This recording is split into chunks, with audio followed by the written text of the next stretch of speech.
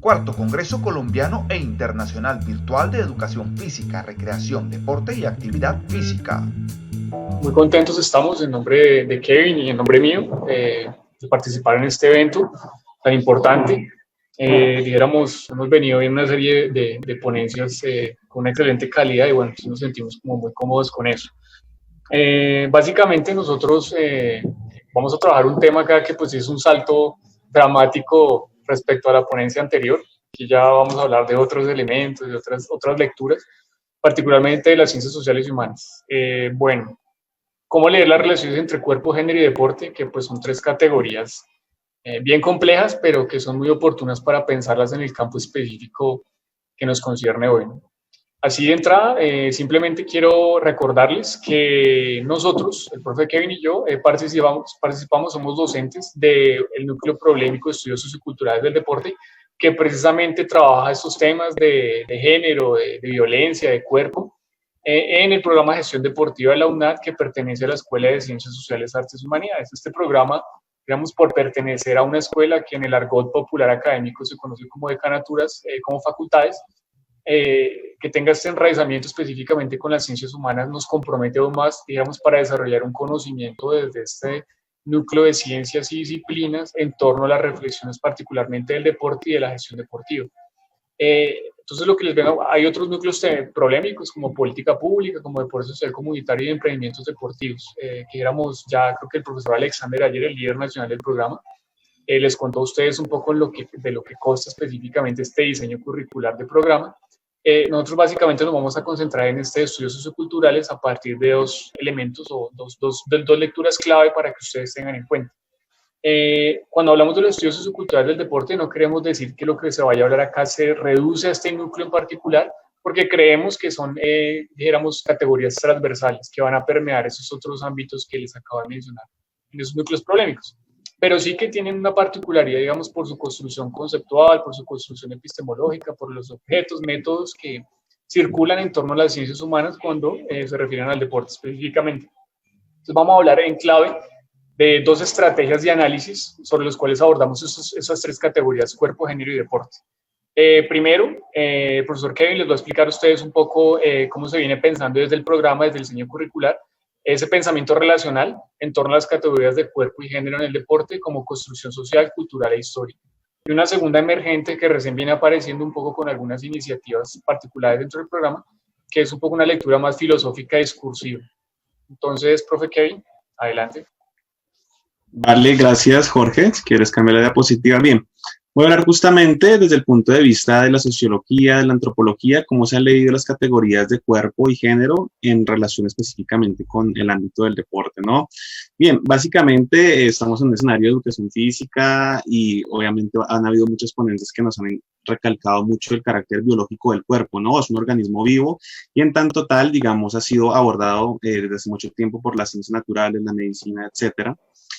No obstante, digamos, desde las ciencias sociales, desde la sociología, de la antropología, se entiende el cuerpo ante todo como una construcción social. ¿Qué quiere decir una construcción social?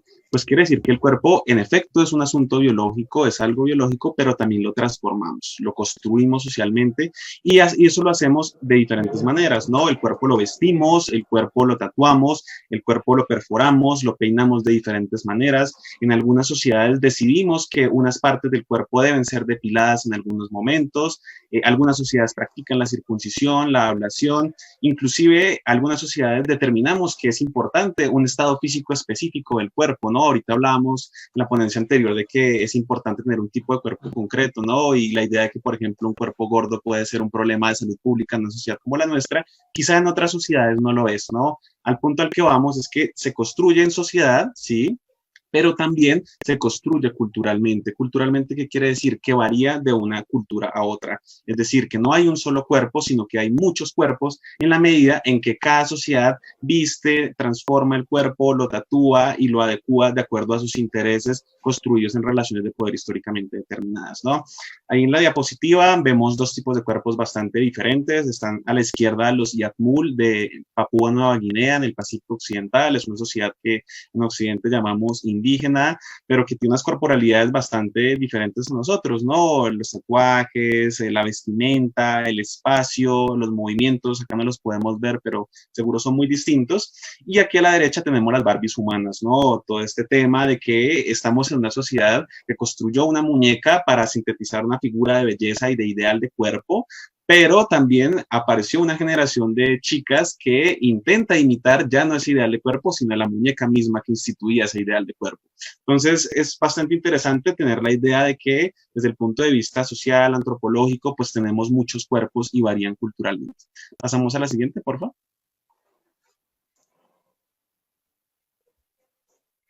Bien, el tema del género se ha discutido bastante, hay todo un campo de estudios de género dentro de las ciencias sociales, hay varias distinciones, ¿no? Algunos ubican que la parte biológica sería el sexo, ¿no? Como por las distinciones genitales, y quizás el género es la categoría que más ha trabajado como construcción social, ¿no? Cambia, cada sociedad construye una idea de cómo se debe ser hombre, cómo se debe ser mujer, e inclusive otras sociedades tienen lo que llaman tercer género, o en la sociedad que nosotros vivimos ya existen movimientos LGTBI, queer, etcétera, ¿no? Esto va cambiando mucho. Y lo interesante es ver que cada sociedad le atribuye ciertas características a esos géneros, ¿no? Vemos una tablita aquí a la derecha muy de nuestra sociedad occidental, donde el hombre supuestamente ha de ser rudo, agresivo, violento, ¿no? La idea muy del macho, ¿no? Y la mujer pues debe ser tierna, delicada, y bueno, ustedes pueden mirar un conjunto de atributos, pero lo interesante y a lo que quiero ir es que esto ante todo se construye socialmente, pero enlazando con cuerpo, esto va a tener consecuencias en las corporalidades de las que estamos hablando. Es decir, cuando yo construyo una idea de masculinidad basada en ser rudo, en ser agresivo, en ser violento, pues inevitablemente construyo también un cuerpo que responde a esas características. Seguramente será un cuerpo fuerte, etcétera, ¿no?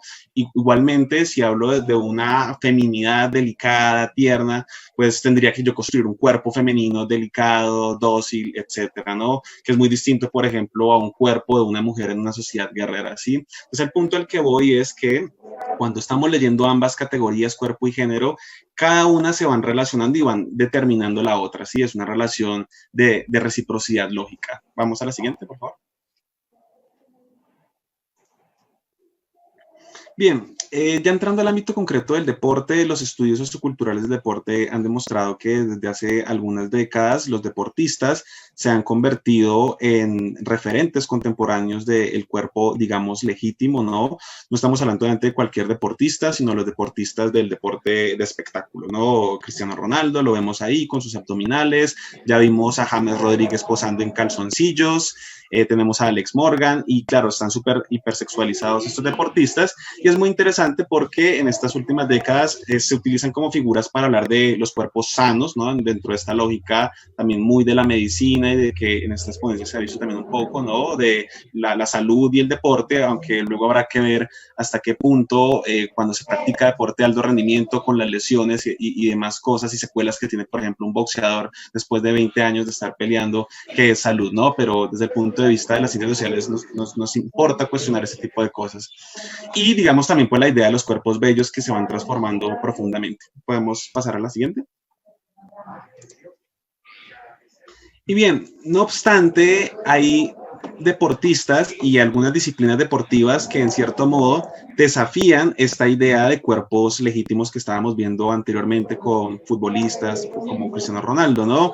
Vemos aquí la foto de una lanzadora de martillo, ¿no? De los Estados Unidos, y ella pertenece a una disciplina deportiva donde se necesita un cuerpo distinto al cuerpo legítimo de, por ejemplo, Alex Morgan, ¿no? Es un cuerpo con mucha masa corporal, etcétera, ¿no?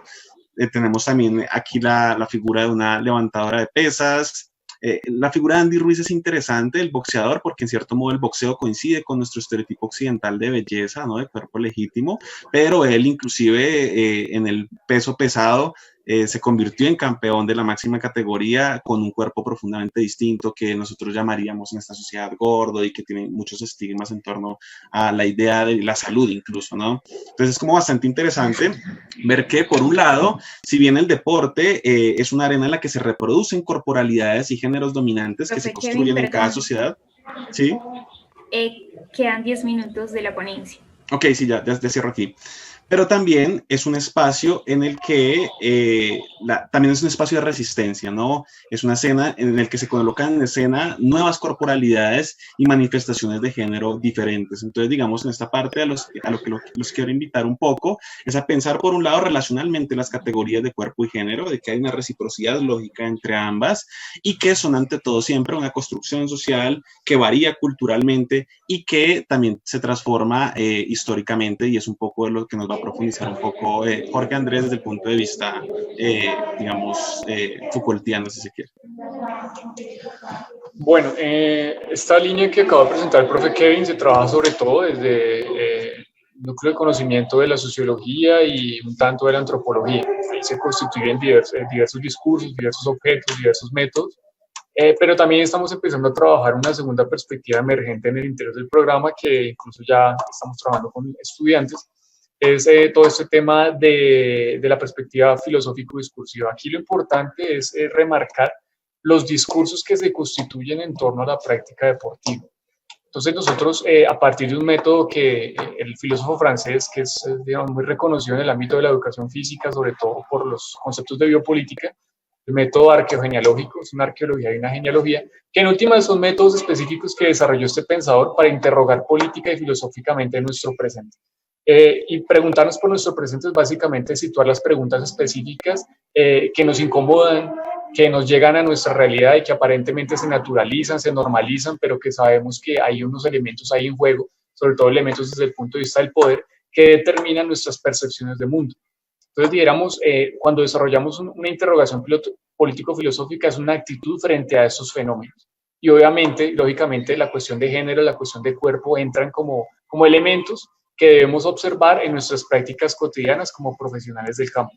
Entonces, lo que estamos intentando acá es visibilizar a partir de esta interrogación no solamente las formas de saber y poder que nos someten y nos conducen a determinadas formas de vivir, de pensar, de sentir, de situarnos frente al mundo, sino también encontrar las resistencias, porque siempre que hay un poder hay una resistencia. Ahorita lo voy a explicar muy concretamente con dos ejemplos puntuales. Entonces, estos poderes, ¿de dónde surgen? Estamos en un mundo moderno constituido por un fenómeno global que se llama neoliberalismo, pero ese neoliberalismo tiene, digamos, elementos específicos a lo largo de los países, incluso en Latinoamérica el neoliberalismo es muy diferente a lo que pasa en el mundo entero.